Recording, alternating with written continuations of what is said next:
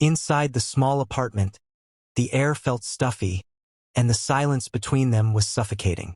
Fazia quickly closed the door behind them, locking it with a swift motion.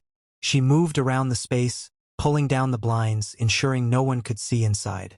Kunle and Sarah sat on the couch, both trying to process the sudden shift in their situation. Kunle was still on edge. He couldn't stop thinking about Wosu, about how close they were to being caught. His mind raced with possibilities, and the weight of what was happening settled heavily on his chest.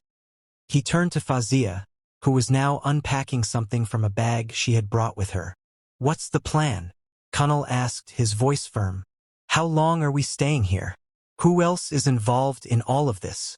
Fazia paused for a moment, her back still turned. She sighed deeply and then faced them. "I've set up a few things. We'll lay low here for a couple of days. I've got some contacts who are willing to help, but it won't be easy. Wosu won't stop looking for you, Sarah. We're not safe just because we're hidden away." Kunle glanced at Sarah, whose face was drawn with exhaustion. "What do we do then? Just wait?" "Not exactly," Fazia replied, her tone cool. "I'm going to get in touch with some people who can get you out of the country. But first, I need you both to trust me. I need you to follow my lead.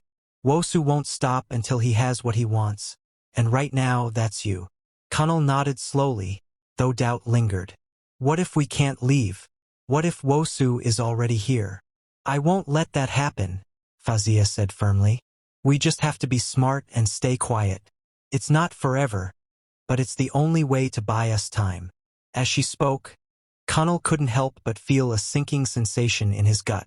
They were running from something far bigger than they were prepared for, and they were depending on Fazia, someone they barely knew, to lead them out of it. And then, just as Kunle was about to voice his concerns, there was a knock at the door. Fazia froze. Kunle's heart skipped a beat. Had they already found them? Fazia quickly motioned for them to stay silent, her eyes flashing with urgency. She approached the door slowly, her hand on the handle, ready for anything. With one final look back at Kunle and Sarah, she opened the door. The door creaked open, and Kunle's heart raced in his chest. He held his breath, his eyes locked on Fazia's every movement. The room was so quiet that he could hear his pulse pounding in his ears. Sarah, beside him, was visibly trembling, her hands tightly clutching her jacket. They both feared the worst. Wosu's men had finally found them. But when the door opened, Kunle's tension eased slightly. Standing in the doorway was not a thug or a soldier sent by Wosu. It was a familiar face, someone Kunle never expected to see. "Benita," Kunle blurted out, his voice filled with both relief and confusion. Benita, an old friend from his university days, stood there, her eyes wide with concern. She stepped inside quickly, closing the door behind her. "Kunle, what the hell is going on? I got a call from Fazia. She said you were in trouble. Are you all right?" Kunle stared at her, trying to process the sudden appearance of an ally. "Benita, how did you even know where to find us?" "I've been keeping an eye on you," she said, her voice calm but firm. "I knew something was off when I heard about Wosu's people coming after you, so I made a few calls. Fazia's been in touch with me. I'm here to help." Kunle's mind raced as he absorbed her words. He had no idea how much help she could be, but having someone he trusted by his side felt like a lifeline. "You're risking everything by being here," Kunle said, his voice heavy with concern. "Wosu doesn't just stop at intimidation. He'll destroy anyone in his path." Benita raised an eyebrow, a wry smile on her lips. "I've dealt with worse, Kunle. I'm not afraid of a few threats." Sarah, who had been silently watching the exchange, finally spoke up, her voice quiet but filled with fear. "What happens now? Wosu knows we're in hiding. What's the plan? How do we escape?" Benita looked at Sarah, her expression softening. "We need to move fast. Fazia has connections that can get you both out of the country. But we have to leave before Wosu's men figure out where you are. I've already arranged for a safe route to get you to a secure location. But we have to be careful. One wrong move and they'll catch us." Kunle turned to Fazia, who had remained eerily silent. She was standing by the window, peering out with caution. He could tell she was deep in thought, probably weighing their next move. Fazia, Kunle asked, his voice tight with urgency. What's the next step? We can't keep running forever. Fazia turned slowly, her face grim. I have a plan, but it won't be easy. We'll need to leave the city tonight. Benita's right, we can't afford to wait much longer. Wosu's men are already looking for you, Sarah. The more we delay, the harder it will be to escape. Kunle felt a knot form in his stomach. He had hoped that they would have more time, but Fazia's words hit home. They were running out of options. We leave tonight, Kunle said decisively, standing up. We can't waste any more time. Let's go before it's too late. Benita nodded. I'll make sure the route is clear. You just get ready to move. Kunle turned to Sarah, who looked more worried than ever. Sarah, we're going to get through this. We'll be safe, I promise. But as Kunle finished speaking, there was another knock at the door. A chill ran through him. They had just been talking about leaving. Were they already found? Fazia motioned for everyone to stay silent. Kunle's heart skipped a beat as she walked toward the door again, her movements cautious and deliberate. With one last look back at them, she slowly opened the door.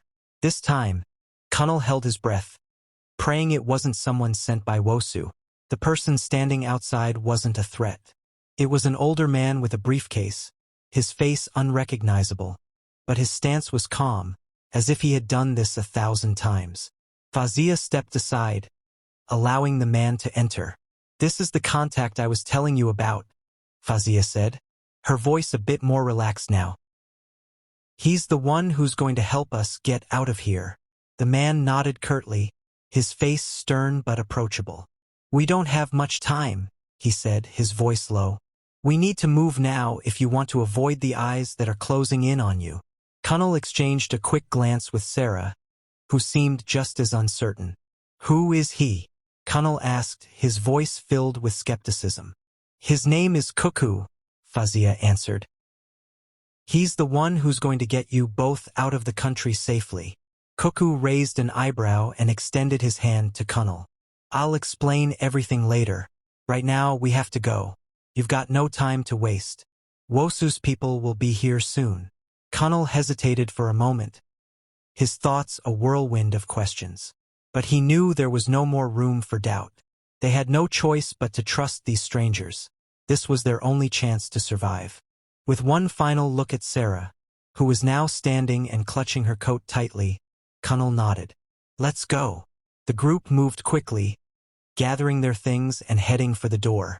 But as Kunle stepped out into the hallway, he couldn't shake the feeling that they were being watched. Wosu's eyes were everywhere, and this was just the beginning of the fight. They had to get out, and they had to get out now. Kunle, Sarah, Fazia, and Cuckoo moved swiftly through the dimly lit streets, their footsteps muffled by the oppressive silence around them. Every sound felt magnified, each car passing. Every rustling leaf seemed like a signal that Wosu's men were closing in.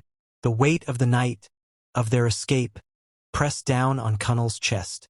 Fazia led the way, her pace quick, but her eyes were constantly darting from side to side. Cuckoo kept a few steps ahead, acting as their lookout. They turned down a narrow alley that led to an underground garage, the cold air of the evening wrapping around them. We're almost there, Fazia whispered, her voice tight. Stay low. Trust no one. Kunle glanced at Sarah, who was walking beside him, her face a mixture of exhaustion and fear. Her hand gripped his tightly, and he could feel her body trembling. We're going to make it, Kunle reassured her. Though he wasn't sure if he believed it himself, he knew this wasn't over. Not yet. They reached the garage, a dark, empty space save for a single black car parked in the corner. Cuckoo quickly opened the door, ushering them inside. Get in. This is the only chance you've got, Cuckoo urged, his voice low but filled with urgency. Kunle hesitated, his eyes scanning the area. Something didn't feel right. Just as he was about to climb into the car, a voice rang out from the shadows. You think you can run from me? Kunle froze. His heart skipped a beat. It was Wosu. He was standing there, a dark figure illuminated by the dim lights of the garage. A sinister grin spread across his face as he slowly stepped forward, his hands casually in his pockets. "I've been watching you, Kunle," Wosu said, his voice cold and menacing. "You really thought you could escape me? You've made a mistake coming here." Kunle's mind raced. They had no more options. Wosu had them cornered. But before he could react, Fazia stepped forward, her face eerily calm. "You made a mistake, Wosu," she said, her tone defiant. "You thought you were in control, but you're not. Not anymore." Wosu laughed, a dark, mocking sound. "You think you can stop me? You're nothing, Fazia." But then, just as quickly as the confrontation began, something unexpected happened. Cuckoo stepped out from the shadows, revealing a gun tucked into his waistband. In one swift motion, he aimed it directly at Wosu. "You underestimated us?" Cuckoo said, his voice steady and unforgiving. "It's over." The world seemed to freeze for a moment. Wosu, realizing he had been outplayed, glared at them, his expression twisted with anger. But instead of retaliating, he slowly raised his hands in mock surrender.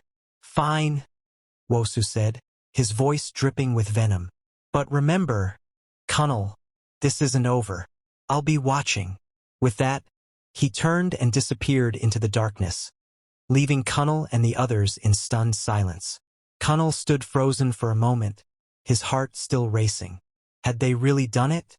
Had they just won? Fazia turned to him, a small, triumphant smile on her face. "We're not safe yet, but we've won this round." As Kunle got into the car, Sarah beside him, he felt a strange mixture of relief and uncertainty. They had escaped, but Wosu was still out there. The battle wasn't over. And as the car sped off into the night, Kunle couldn't shake the feeling that their fight was just beginning. The car disappeared into the distance, and for the first time in what felt like forever, Kunle allowed himself to breathe. But just as he thought they were safe, a final chilling thought crossed his mind. Who had really won this battle? And what would Wosu's next move be? The night was still young, and in the world they had entered, nothing was ever truly over.